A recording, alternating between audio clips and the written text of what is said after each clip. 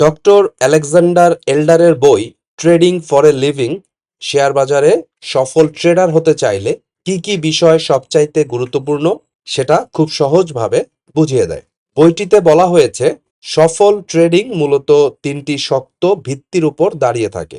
প্রথমত মনস্তত্ত্ব বা সাইকোলজি, মানে নিজের আবেগ নিয়ন্ত্রণ করতে পারা। ভয়, লোভ, অতিরিক্ত আত্মবিশ্বাস এগুলো নিয়ন্ত্রণ করতে না পারলে ভালো ট্রেডার হওয়া কঠিন।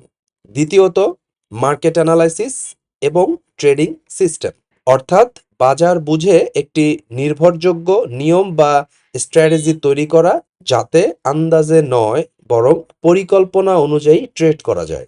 তৃতীয়ত মানি ম্যানেজমেন্ট, মানে কত টাকার রিস্ক নেওয়া হবে, কোথায় লস কাটতে হবে আর কিভাবে মূলধন সুরক্ষিত রাখতে হবে এসব ঠিকভাবে ম্যানেজ করা।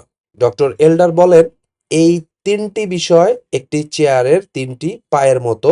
একটি পা দুর্বল হলে যেমন চেয়ার ভেঙে পড়ে, তেমনি ট্রেডিংয়েও যদি সাইকোলজি, সিস্টেম বা মানি ম্যানেজমেন্ট যে কোনো একটি দুর্বল হয় তাহলে দীর্ঘমেয়াদে সফল হওয়া কঠিন হয়ে যায়।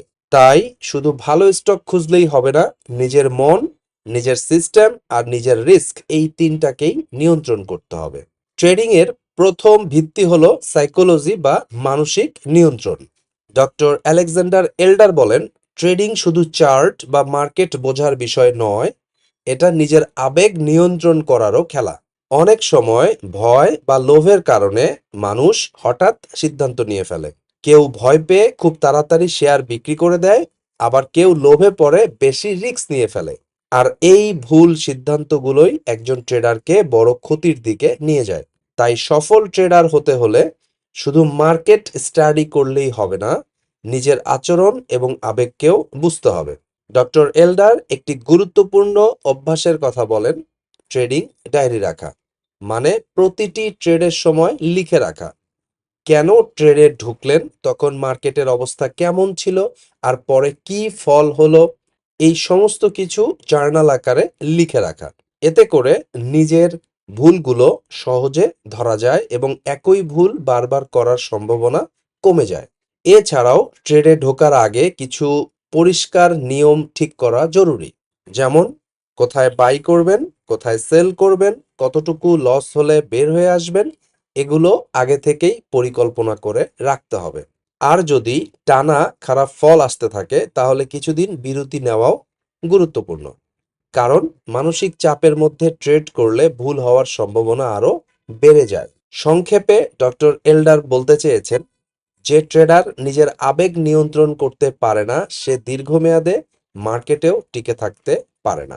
দ্বিতীয় ভিত্তি হলো মার্কেট অ্যানালাইসিস এবং ট্রেডিং সিস্টেম। ডক্টর আলেকজান্ডার এল্ডার বলেন, ট্রেডিংয়ে এমন কোনো একক ইন্ডিকেটর নেই যা সব সময় সব পরিস্থিতিতে সঠিক সিগন্যাল দিবে। তাই একজন ট্রেডারকে বিভিন্ন ইন্ডিকেটর সম্পর্কে জানতে হবে এবং সেগুলো একসাথে ব্যবহার করতে শিখতে হবে। তিনি ইন্ডিকেটরকে মূলত দুই ভাগে ভাগ করেছেন। প্রথমটি হলো ট্রেন্ড ফলোয়িং ইন্ডিকেটর। এগুলো মার্কেটের মূল দিক বা ট্রেন্ড বুঝতে সাহায্য করে, মানে বাজার আপ ট্রেন্ডে আছে নাকি ডাউন ট্রেন্ডে আছে সেটা বোঝায়। এর মধ্যে জনপ্রিয় উদাহরণ হলো মুভিং অ্যাভারেজ এবং এমএসিডি। এই ইন্ডিকেটরগুলো ট্রেডারকে মার্কেটের মোমেন্টামের সাথে চলতে সাহায্য করে। দ্বিতীয় হলো অসিলেটর। এগুলো মূলত মার্কেট কখন অতিরিক্ত বেড়ে গেছে বা অতিরিক্ত পড়ে গেছে এটা বোঝাতে সাহায্য করে। এগুলোর মাধ্যমে এন্ট্রি এবং এক্সিট টাইমিং আরো ভালো করা যায়। এর উদাহরণ হলো আরএসআই এবং স্টকস্টিক।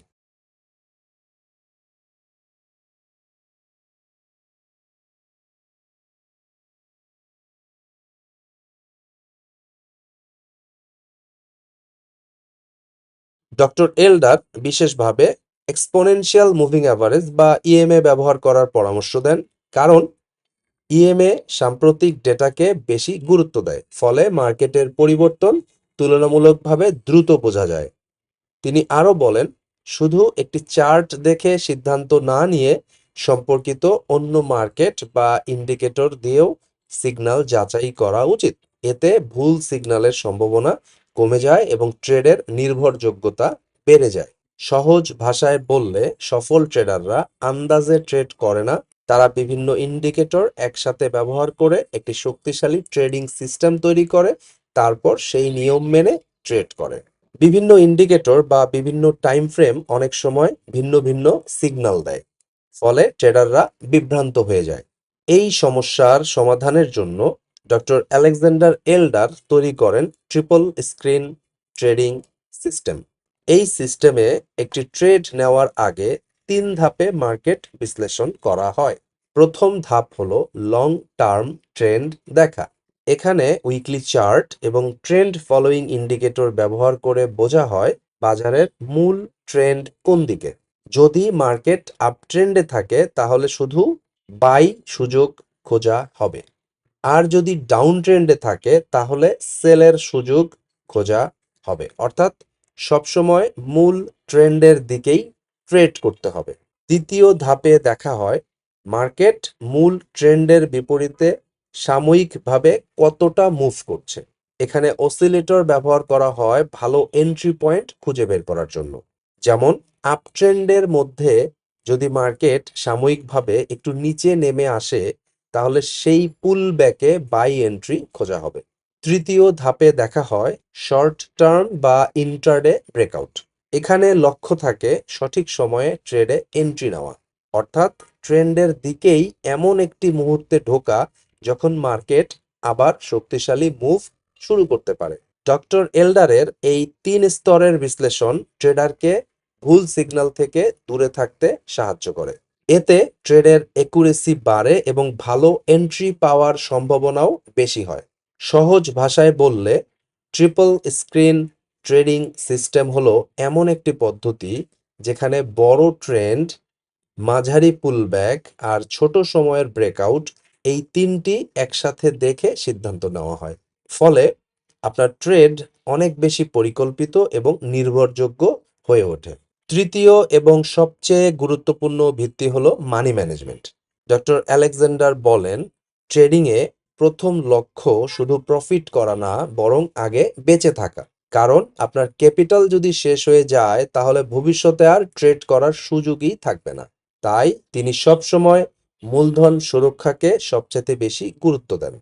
ডক্টর এল্ডারের একটি গুরুত্বপূর্ণ নিয়ম হলো কোনো একটি ট্রেডে নিজের মোট ক্যাপিটালের 2% বেশি রিস্ক নেওয়া যাবে না।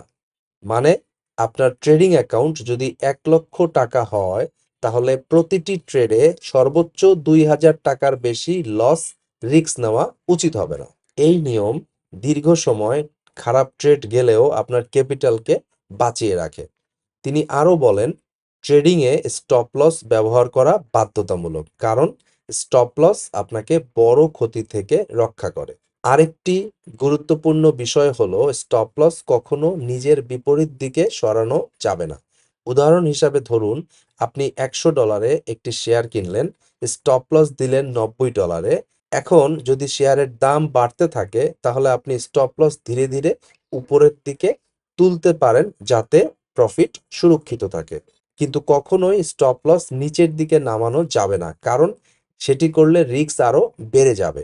এই ধরনের নিয়ম মেনে চললে আবেগের কারণে ভুল সিদ্ধান্ত নেওয়ার সম্ভাবনা কমে যায় এবং দীর্ঘমেয়াদে রিস্ক নিয়ন্ত্রণ করা আরও সহজ হয়।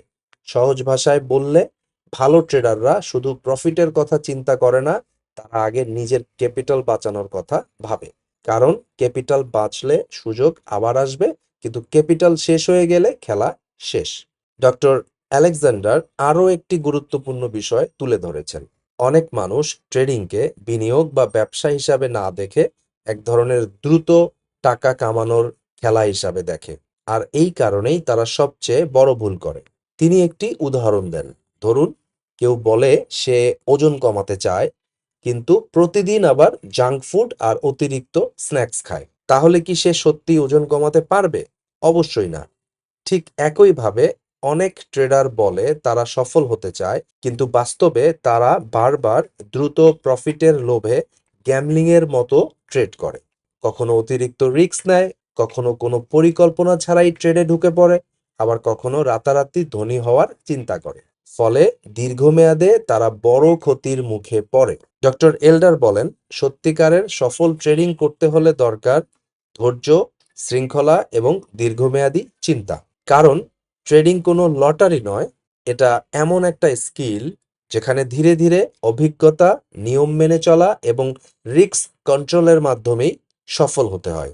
সবকিছু মিলিয়ে ডক্টর আলেকজান্ডার এল্ডারের বই ট্রেডিং ফর এ লিভিং একজন সফল ট্রেডার হওয়ার জন্য একটি সম্পূর্ণ গাইডলাইন দেয়। বইটির মূল শিক্ষা হলো, ট্রেডিংয়ে সফল হতে হলে 3টি বিষয় অবশ্যই আয়ত্ত করতে হবে। প্রথমত, নিজের সাইকোলজি বা মানসিক নিয়ন্ত্রণ। দ্বিতীয়ত, একটি শক্তিশালী ট্রেডিং সিস্টেম যেমন ট্রিপল স্ক্রিন সিস্টেম। তৃতীয়ত, কঠোর মানি ম্যানেজমেন্ট। ডক্টর এল্ডার বলেন, যেভাবে একজন ট্রেডার মার্কেট বিশ্লেষণ করে ঠিক একইভাবে তাকে নিজের আচরণ ও আবেগও বিশ্লেষণ করতে হবে। শুধু একটি ইন্ডিকেটরের উপর নির্ভর না করে বিভিন্ন ধরনের ইন্ডিকেটর একসাথে ব্যবহার করতে হবে এবং সব সময় নিজের ক্যাপিটাল সুরক্ষাকে সবচেয়ে বেশি গুরুত্ব দিতে হবে। কারণ ট্রেডিংয়ে টিকে থাকতে পারাটাই সবচেয়ে বড় বিষয়।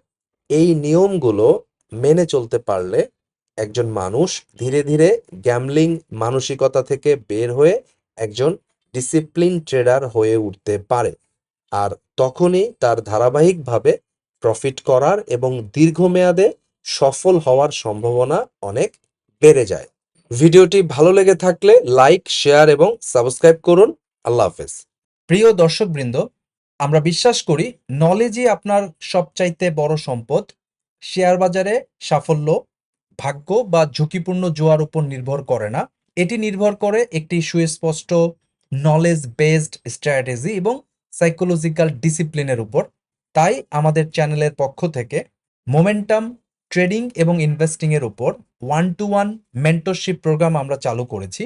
যারা মোমেন্টাম ট্রেডিং অথবা মোমেন্টাম ইনভেস্টিং শিখতে চাচ্ছেন তারা চাইলে 1-to-1 মেন্টরশিপ প্রোগ্রামে জয়েন করতে পারেন। এই মেন্টরশিপ প্রোগ্রামটি আমরা 3টি ফেজে কমপ্লিট করব। প্রথম ফেজে আপনাকে মোমেন্টাম মাস্টার কোর্সটি করানো হবে। এরপর আপনি অল্প পরিমাণ টাকা নিয়ে মার্কেটে কিছু ডেমো ট্রেড করবেন। সেই ডেমো ট্রেডে যে ভুল ভ্রান্তিগুলো হবে সেগুলো নিয়ে আমরা একটা রিভিউ ক্লাস নিব।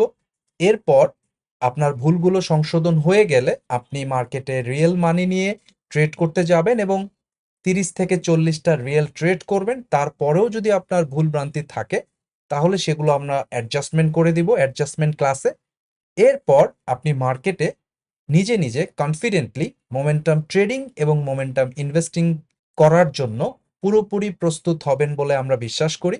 মার্কেট যদি আপট্রেন্ডে থাকে এটা 3 মাসেই কমপ্লিট হবে, কিন্তু মার্কেট যদি কারেকশন মোডে থাকে তাহলে হয়তোবা এই প্রোগ্রামটি শেষ হতে 6 মাস পর্যন্ত সময় লাগতে পারে।